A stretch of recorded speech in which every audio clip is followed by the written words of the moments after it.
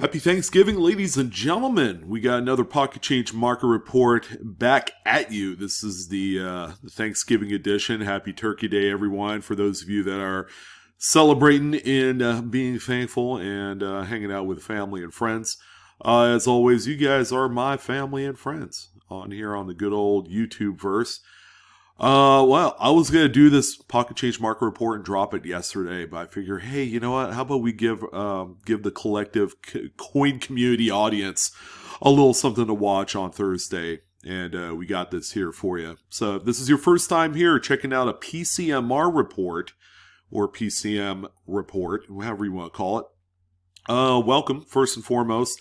If you enjoy today's content, don't be shy. Hit that like. Feel free to share the video, subscribe to my channel if you enjoy it. Hit the dislike button if you don't like a thing about it or me. Of course, there's going to be a few of you. But anyways, yeah, back to this here. So let's talk about a little bit about the coins that you could find in not only your pocket change, but also coin roll hunting, or perhaps you're one of those people that like to frequent the coin shops and local shows nearest you. All right, and you like to just cherry pick stuff. You like to find that pretty nice error or variety that maybe the dealer has missed and has priced it at what the market is, sans the variety or the error. This would be a good opportunity for you to cherry pick something nice for either your collection or, I do know a number of people that actually do this to help supplement their income. All right, in some ways, some people have made it a full-blown kind of career doing this. Nothing wrong with that. That is also another opportunity here. People do make a lot of money cherry picking coin shops and shows and online websites and all that great stuff that sell coins and currency. We have quite a nice little report here for you. We got 30 coins to talk about. No graded coins, of course. Again, that's kind of my prerequisite to doing the Pocket Change Market Report, because the idea is you want to just go ahead and sell these if you need to, and not have to worry about grading them through PCGS or NGC. Why spend all that extra money to grade these when the coins will still be worth their raw value with or without the grading? So yeah, that's another big thing to kind of stress here is just the overall liquidity of the coins. Furthermore, we're going to use the raw seller images. You'll also see that some of the coins highlighted will, of course, suffer from your general kind of like too dark of a picture, too out of focus. Those are the, kind of, that's the name of the game. Coin photography is not easy. It's a very challenging thing to do, and it takes a lot of practice. All right, so how about we go ahead and jump in to our selection of coins for the week. Of course, all the sales are from eBay. Starting out with a 1990 Lincoln Memorial Cent. This one is slightly off-center by about 10%. You'll also notice that the coin is imaged in a 2x2 holder. That's the little cardboard holder with the plastic windows on them. If you can, take the coins out of the holder and just image them naked, as I like to say. You're going to find that you're not going to get the glares because obviously you need to put some light onto your image or onto your coin in order to produce a decent image where it's not too dark. But otherwise, I mean, this is a pretty decent job photographing this coin. The coin has definitely circulated. It does suffer from some carbon spotting on the reverse. There's a fingerprint on the obverse. I mean, yeah, this thing has circulated, a little bit. It's got a full date, where you guys know collectors of this type of error want the full date because they assemble full sets by date. So, that's important to them. And as long as there's a date and mint mark that's readable, it'll generally sell for above market. This coin right here, in spite of its condition, did sell for $11.75. So this is a pretty nice example of a circulated example of a coin and a date that you don't see too often in, as an off-center struck error. Our first piece of currency is going to be this 1977A $1 Fed Reserve note, or for short, $1 bill. All right, why go through all the fancy fants?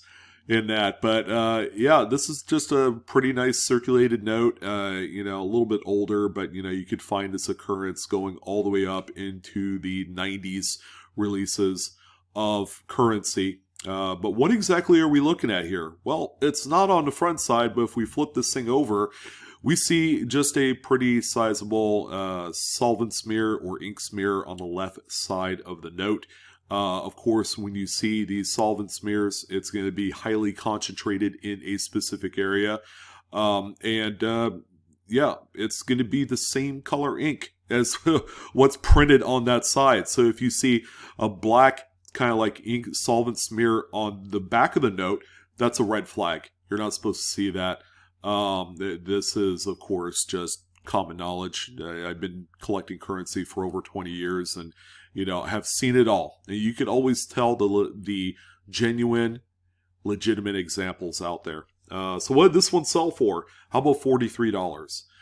It was, at one point, one of the more common errors to find.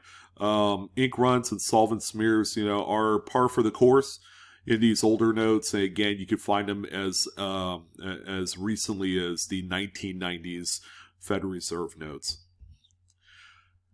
All right, so this is going to be one of the first few of the Washington crossing the Delaware crown die chip coins that are highlighted. Now, I've talked about this, you know, probably till the cows come home. They are not particularly rare, but they have been a great source of income for those that want to sell it. These have sold as high as about $200 at one point. They have kind of retraced a little bit in overall value, and that's really just a byproduct of the saturation of the marketplace. So we're beginning to see just how common this particular occurrence is on these brand new quarters. They are neat, I would figure, as time goes on and these things begin to dry up, that they will continue to have collector appeal, especially in the high grades. Now, unfortunately for this particular seller, all he had was a complete full reverse image. That's what you're seeing right here, and a close-up. All right, so he, you know, this individual definitely knocked, you know, two of the most important things on here. What he did not add, or she, was a full obverse picture, and the total full picture of the reverse is quite a bit out of focus. So not particularly the best images, and that probably would have contributed to the low sale price of $89.99. But again, there's quite a few of these out there in the market. If you're looking to pick one up for under $100, as luck would have it, now's a good time to strike while these are still out there. Once the brand new 2022 quarters begin to hit the streets, sometime about 4 to 5 months from now, you're going to see less and less of these. And if you do find them, they're going to be pretty well circulated. So the more circulated examples won't fetch nearly the amount of money as the newer, more uncirculated examples that you see today. So keep that in mind. All right, so here's really another cool coin, and it's a 1984 Lincoln Memorial Cent with a big old gob of goo right here over the word in God We Trust, the motto. And what that is that is a result of a piece of the die falling off, all right? Just like an automobile, the mid-presses undergo, you know, just rigorous wear and tear, you know, especially those dies. Those dies are steel. Yeah, don't get me wrong. You know, the working dies, of course, after, you know, hundreds of thousands of strikes, will begin to show some cracks. And that's how we have die cracks, die chips, things like this. This is a cud die break. Cud die breaks normally form around the edge of the coin, and you know, this one is a pretty good one. This one right here, through 11 bids, sold for $45. Again, cuds are king. These errors have been selling for a good deal of money. If you got them and you need some extra cash, I'm happy to say that these will help turn things around. They are just incredibly liquid in today's market. Now here's one that we don't talk about that often, only because that most people that try and sell a small date 1970s Lincoln Memorial Cent have generally gotten it all wrong. All right, but this is going to be a great photographic image for you guys to maybe do a screenshot of, just so you could have it available. But sometimes it can be a little bit tough to differentiate a large date and a small date. Now, on the small date 1970, keep in mind these are a little bit more scarce than the large date types. First and foremost, Liberty is pretty weakly struck. All right, that's a hallmark of a small date. But keep in mind, there are large dates that also have that weak struck Liberty as well. I've seen both ways.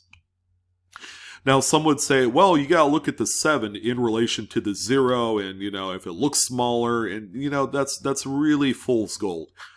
Because, in a way, it's kind of a optical illusion to some folks, especially if they're, using a loop or a magnifier, which, by the way, if you guys don't have a nice, inexpensive loop to cherry pick your coins, you're not going to be successful at all doing this. I have them down below in my description box. I got Amazon links to all the good stuff, and it's inexpensive. This is a important tool for any coin hunter's tool chest. But the one diagnostic on a small date 1970 I love using is this inner curl of the 9.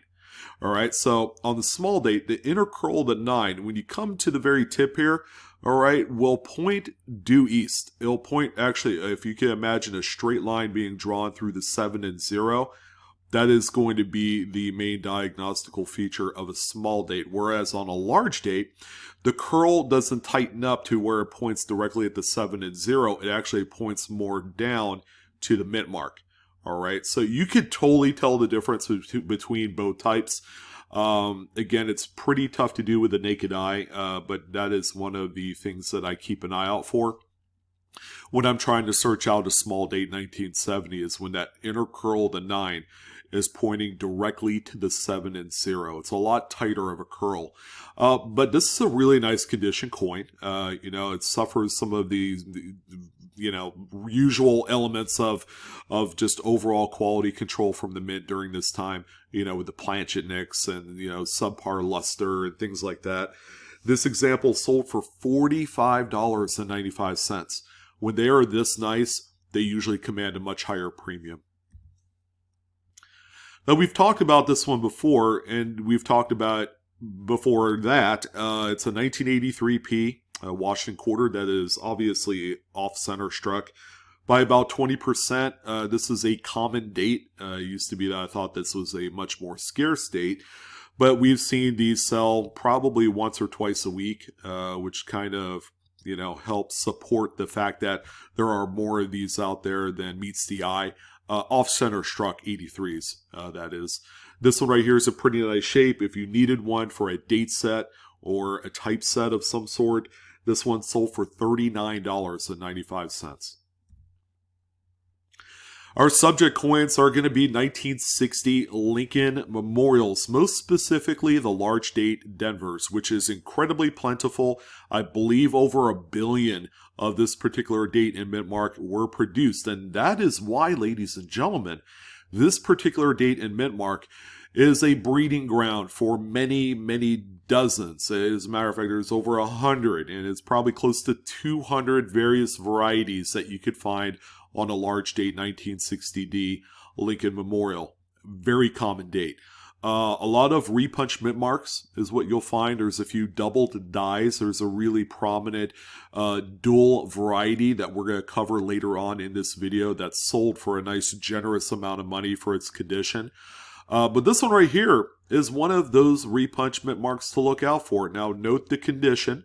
It's very well circulated. It's probably like a net VF35, XF40 type range. So really nothing to scream home to mother about in terms of condition. But when we look close, yeah, you can see the D over D RPM here. So the secondary D is a little bit west of the primary D. This is one of the strongest repunch mint marks of some of the more recent Lincoln Memorials. This is a good one to have here. This one is also FS502 in the Cherry Picker's Guide. So when it's in the Cherry Picker's Guide, it's a lot more relevant than a lot of the other ones. This one sold for $10.02, and that's with 6 bids. Keep in mind, the condition is what ultimately led to this amount of money. But if you find one and you can make $8 to $10 a pop, I mean, that's pretty good deal right there. And it's a very common date. This is one that you'll come up, in your coin roll hunts quite often. Here's a good one. I mean, I've talked about this one. It's a 2017 P Lincoln Shield cent. You can see the P mint mark. It's the only date of Lincoln Shields with a physical P mint mark to help celebrate the 225th anniversary of the mint. And we have a really nice, very strong die clash event here. You can see part of E Pluribus Unum even going into Lincoln's coat and bow area right here. But you can just see all of the other events in front and behind Lincoln's face.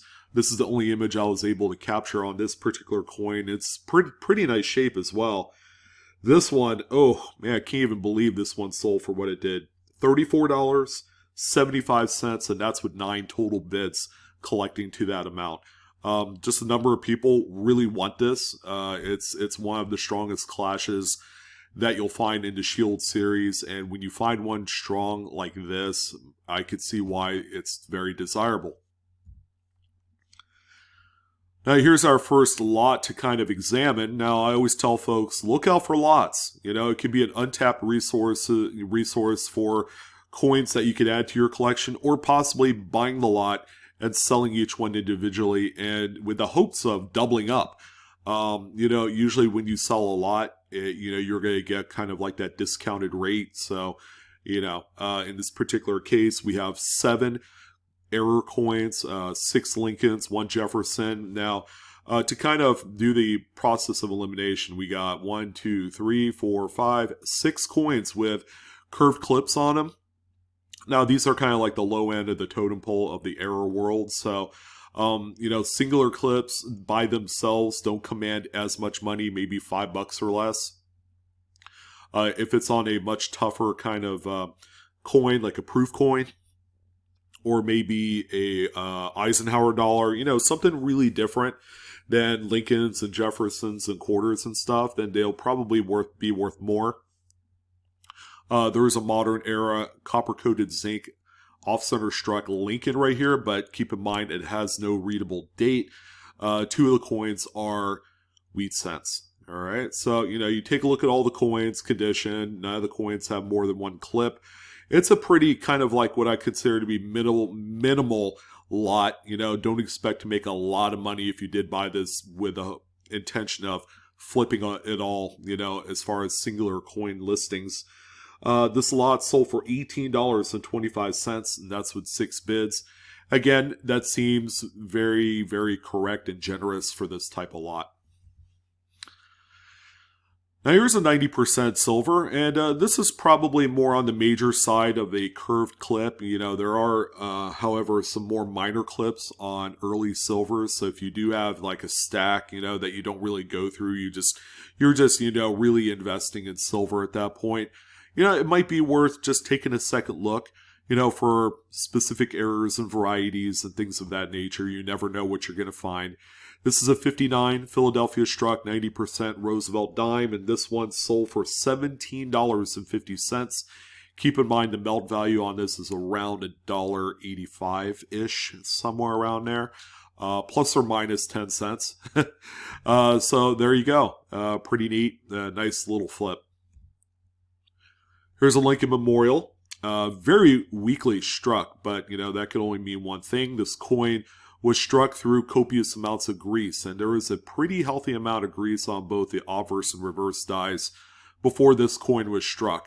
All right, so when a coin has to strike through, any sort of grease as it's, producing the final product, a lot of the devices are going to come up very weak.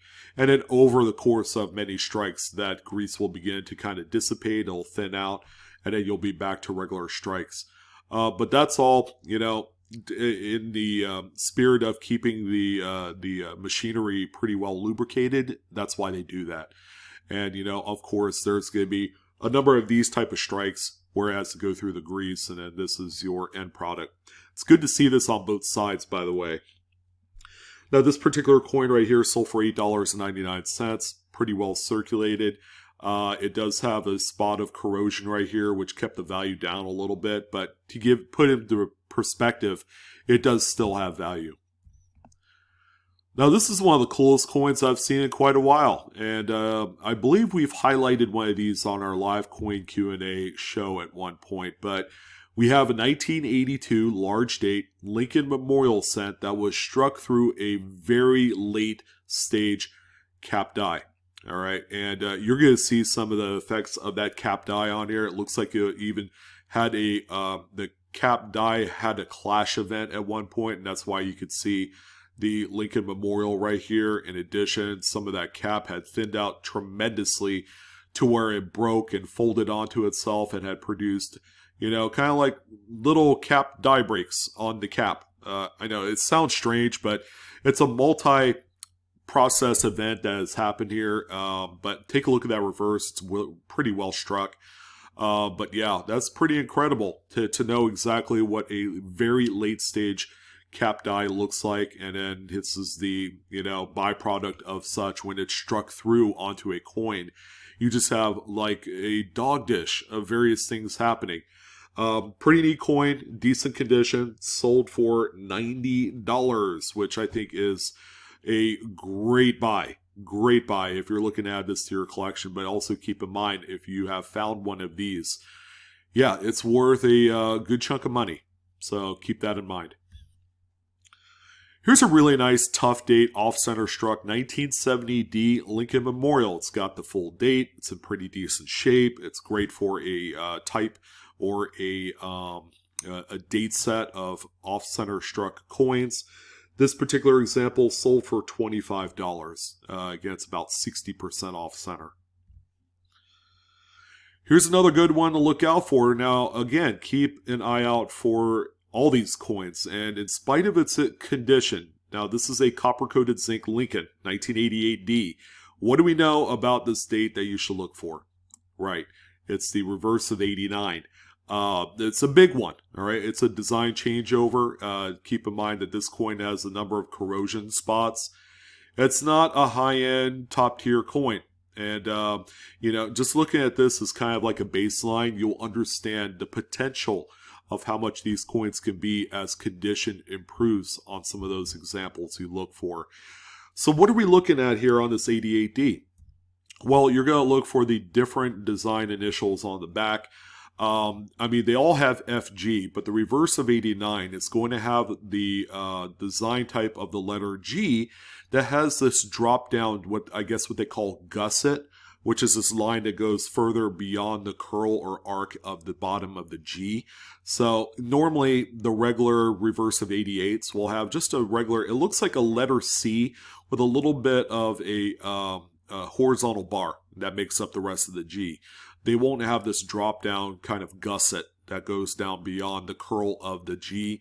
That's what to look for. You can only really realistically look at this through a magnifier. Something that's like 10 times power is going to be suitable. This coin, ladies and gentlemen, in this condition with the corrosion and all that stuff, sold for $28.44. Would you believe that? So what do you think the odds are going to be for a mint state version of this coin to be worth maybe $100 to $200? I mean, pretty well. So if you do come across it, make sure that you pull them all out. It really doesn't matter the condition state. Here's a 1999 Lincoln Memorial cent. Now this one right here, again, same as a coin earlier in the show, suffers from, you know, a little bit of struck through grease. And we see that on both sides of the coin. Now this one right here is a much later dated copper-coated zinc, 1999. But this is what it looks like. This one sold for $24.75. Believe it or not, there are collectors that do pick these up and they assemble date sets of struck through grease. So this is another pretty good example, probably a little bit tougher date as well. We got another dollar bill, ladies and gentlemen. It's the 1969 Series 1. And yeah, what's going on here? We got the third overprint with the serial numbers and the district seals way misaligned to the right on this one. We've seen a number of these the last few weeks, and they're always magical. They're always a good find, and usually you'll find them on much older notes. Although I've seen a few like early 2000s, like the 2001 $100 bills with some of these kind of like type of misaligned third prints. If you come across these, that's a good find. And they're all very, very liquid in today's market. The more misaligned they are, they're more desirable with that. The back of the note, of course, is pretty well centered. You got some nice margins on this. This one sold for $139.90. So yeah, that's a pretty nice gift if you did find one. We got to talk about another one of these. It seems to me 2 or 3 of these are sold per week. Now, this is from a different seller. Okay, this is not from Mr. Cotton Glove Hands guy. Another 2000 piece sack dollar. This one, of course, has the Wounded Eagle or Speared Eagle reverse. Now, this one does have quite a bit of dings and nicks all over the place, which kind of like, oh man, it kind of detracts from the overall die gouges that you see here. There's this long one and then a smaller one right here. So they come in pairs. You're not going to find one with just one die gouge. Again, a very common type of variety. This is also the FS901 in the Cherry Picker's Guide. Just a huge variety and a really easy flip when you do find it. This one in this condition sold for $58.48, and that's with 4 bids. Now here's our other crown die chip on the Washington crossing the Delaware quarter. Again, these are all Philadelphia minted coins. This is a much better image compared to that first listing that we talked about in the show. This one right here exhibits the best imaging that you could ask for with all the luster. You could see, where the nicks are. If it did apply on that, the close-up just as good. You could see actually the crown die chip impeding on E pluribus unum, which really makes this one just above and beyond one of the best looking die chips in recent memory. This coin sold for $153.50. That's with 35 bids, and I think we can attribute that with perfect timing placement in which this thing sold in the middle of the day, and the pictures are just lights out. It's what you want to do in order to maximize the overall value of a coin. Here's another good one. This is a 2000p Virginia statehood quarter.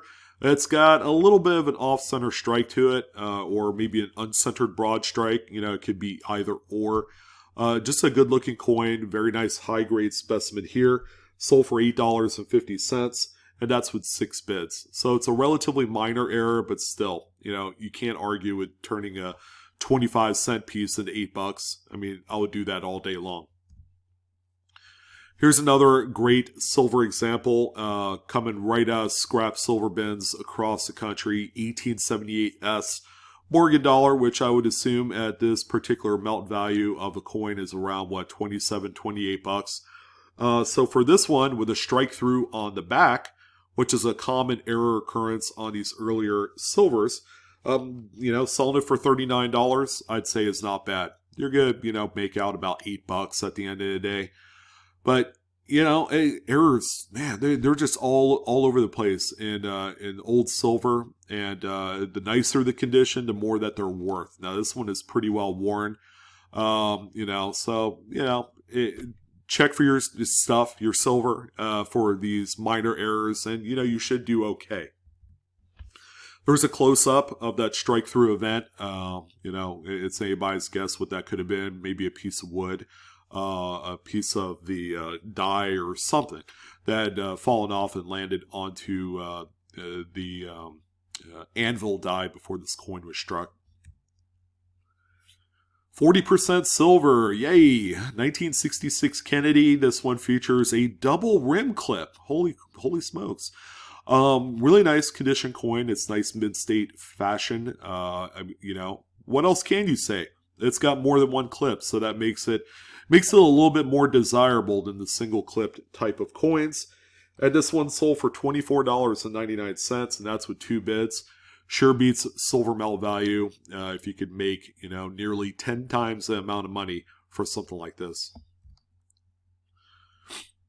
Here's another one. Again, this is a much newer quarter. Harper's Ferry 2016P.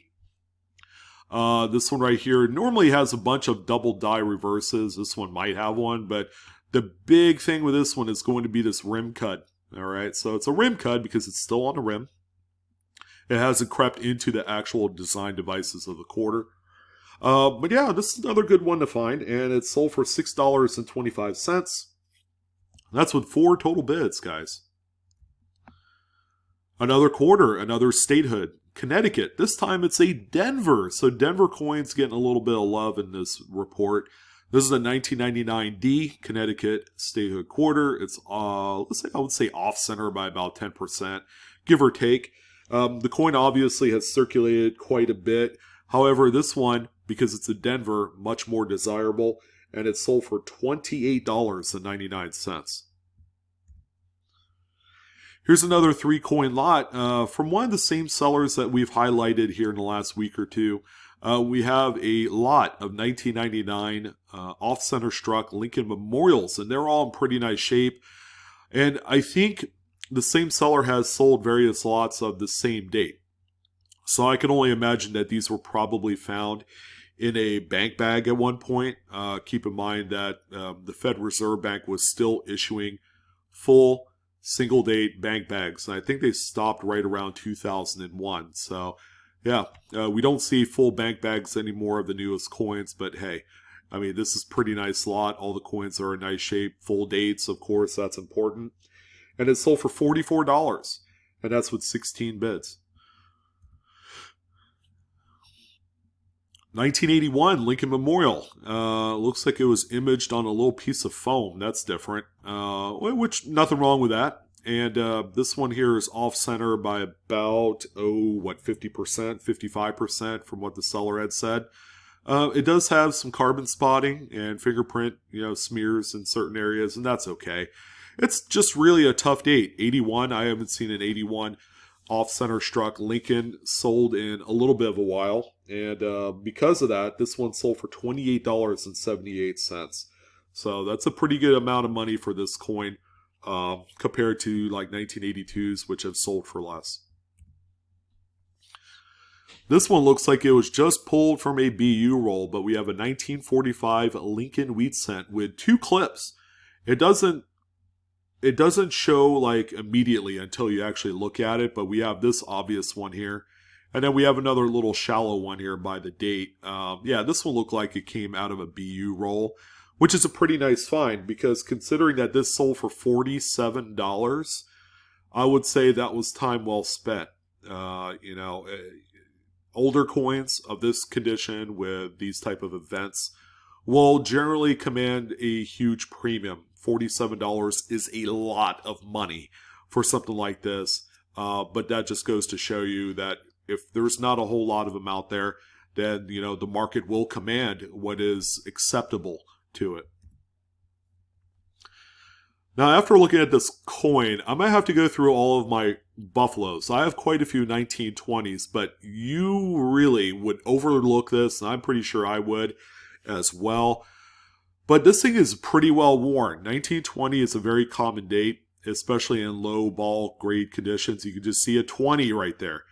But if you flip the coin over thinking you're going to look at a mint mark, what else are you going to see? You're going to just see this big old hunkin' mound right here, which looks normal. It looks like it belongs. But what you usually find here is 5 cents. That's usually imprinted on this area of the coin. But what we have is a huge die break cut on this low end Buffalo nickel. I mean, wouldn't that look like something that you would overlook? I mean, honestly, I know I would. I've seen this coin maybe twice in my lifetime, and then here we go. Here's another one. This one sold for $94.50. I mean, that would be a worthwhile recheck on inventory, and that's with 15 bids. That was not a buy it now. That was 15 total bids. A lot of people were interested in this coin. Here's the other 60D. Again, these are large dates. All right, so this is a huge one. The condition is decent. It's not what I consider to be mid-state. It's probably more AU 58, maybe a mid-state 61 on its best day. It has circulated quite a bit. You can just tell, just an overall rub on the high areas of the coin.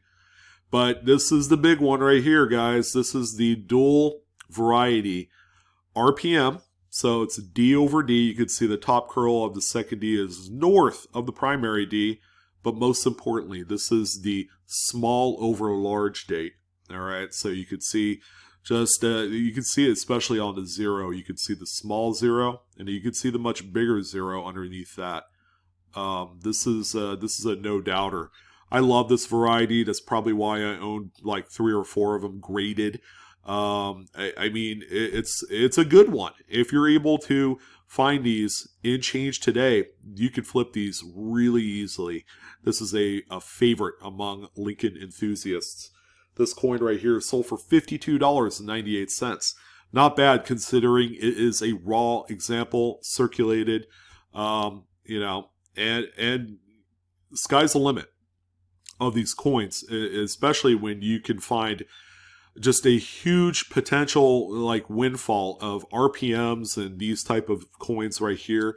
If you want to know more, check out a website like coppercoins.com. Type in this date, 1960, put in the Denver mint mark, and then go ahead and search through just many pages of various RPMs and double dies to look for. It will blow your mind, guys. If you're not at all interested in that, I don't know what else to tell you, because this is like free easy tendies right here, and I will not overlook things like this. Now here's just a $1 bill, 2013, relatively recent. It's got a decently low serial number. It's a 1009. I mean, you know, fancy serial number collecting is a pretty big part of currency collecting. And this one right here is a note that was pulled right out of a brand new, I would assume, strap or BEP brick. And if you can find them in crisp, uncirculated condition, that's where you get a lot of value. This one right here, 1009. It was also, I believe, pitched as a birth date, like 10/09, October of 2009. So, I mean, you can look at it that way. So this seller has sold a number of these. This one sold for $38.24, which is pretty good. That is a great amount of money for this note. And then finally, we're going to talk about an error that I haven't talked about in quite some time. This is the last coin in today's PCMR. We have a 1959, I would assume. And it is, because it's a Lincoln Memorial backed coin, and it's a 1950s era. But yeah, what's going on here? It looks pretty well weakly struck on the front of the coin, but the back of the coin, you see all these wood grain type of striations and all sorts of things. Now, you would probably think, oh, this is a lamination, right? Well, not quite. It's close. This was a planchet, an original blank that had split, like right down the middle into 2 pieces. And then that blank was struck over, all right? So this was a struck after split planchet error. It's like a mouthful. You don't see these quite that often. The coin is going to be like half as thick as what it normally is. And if you do find them, they are just neat as all get out. And if you could take good pictures, these are a good seller. I know Canadian cents, I have a few of those, generally sell for upwards of $50 to $100. So this one has to be close, right? And it is. I mean, no, not quite. I wish it sold for a lot more, but $17.72 with 2 bids just seems like a screaming deal on this one. But yeah, keep an eye out for these. They are out there, and they will kind of boggle your minds a little bit when you first come across it. But there you go. It's a coin struck after split planchet, or after the planchet had split. Pretty cool array of coins. Again, the modern coin market is continuing to forge forward, especially for these raw errors and varieties. People just want them. They're having fun collecting them. They're not paying a huge amount, but they're also selling really well on the secondary market. If you have them and you need some extra cash between now and Christmas, I would probably say go ahead and sell a few. You'll find that the market is going to be very accepting of some of your errors and varieties, as long as they're the legitimate types. If you're just going to throw some damaged coin on there, obviously, that's not going to work out too well. I wanted to take some time to kind of close this PCMR on your Thanksgiving with this little message. You know, I am incredibly thankful for each and every single one of you. I've been doing this for over 10 years on YouTube. Yeah, it's not the quickest growing channel. Some of you, you know, have even said, hey, you know, you talk way too damn much. I'm like, okay, whatever. Is that going to change anything? You guys know I like to over-explain things. Because of that, I have helped cultivate scores of new collectors that have found some huge coins. Check out the live coin Q&A group. All right, there's a lot of people that come on, and I don't want to really toot my horn in that regards. I really don't do that, but people come on the show to say, hey, you know what? I found this, this, and this. They've even submitted it to our email and have said things like, you know what? You really got me into this. You know, I was battling depression and I needed like an escape. I'm glad I found your channel. And I'm able to do this as a hobby. You know, making money aside, it's a lot of fun. And I'm incredibly thankful to be aligned with a lot of you watching today. All right. I wish you guys the best Thanksgiving. Have fun. Thank you for taking time to watch this video.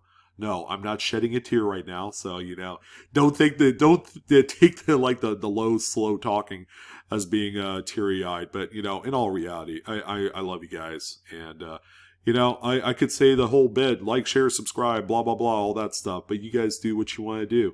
And, you know, thank you for sharing your time with me. That's important.